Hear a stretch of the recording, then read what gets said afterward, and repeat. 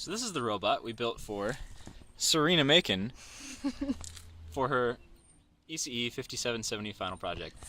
This robot is supposed to be a mobile fertilizer platform. As you can see, it's got dual augers here. These will dispense fertilizer out of this main container here. Right now, this fertilizer is simulated with rice. The entire container and auger system is independent of the platform and can be lifted off, and is placed on 4 pressure-sensitive pads that will tell us the amount of weight dropped, potentially over a period of time that corresponds to distance traveled by the wheels here. The wheels are equipped with magnetic shaft encoders from Dagu. They are unimplemented in this version, but will allow us to determine the exact distance traveled. There are forward and rear IR encoders that allow us to determine when we have neared a wall or other obstacle. The whole system is connected with a mini breadboard here in the corner and is powered by an Arduino. Below the main platform here, and invisible without some deconstruction, are 2 motor driver platforms that power these rather large gear motors. Right now the system is in emergency shutdown so that I can show you these features and such, and is suspended above the ground with a rock, very high tech.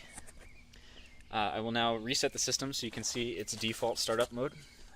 When it starts up, the system will detect that there is not a wall in front of it and will attempt to travel forward and dispense fertilizer.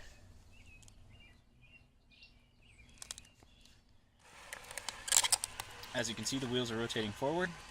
The auger has jammed and the other auger is still in motion, dispensing rice or fertilizer in the future. We can stop this motion by making it think that it's detected a wall. Just like that. In 1 minute, the motion will continue in the opposite direction. Having assumed that it reached a wall, it will then travel backwards to the other wall. I will just reset the system to save some time.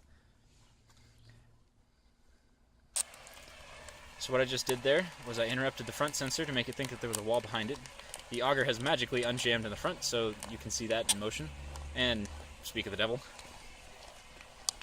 The system will then travel backwards until it encounters an obstacle in the rear, which I then simulate, and will then once again wait 1 minute in this configuration and then start up again.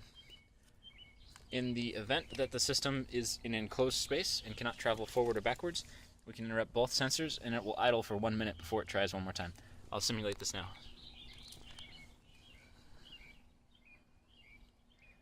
Not very entertaining, but informative. So, thank you very much. We hope you enjoyed this demonstration.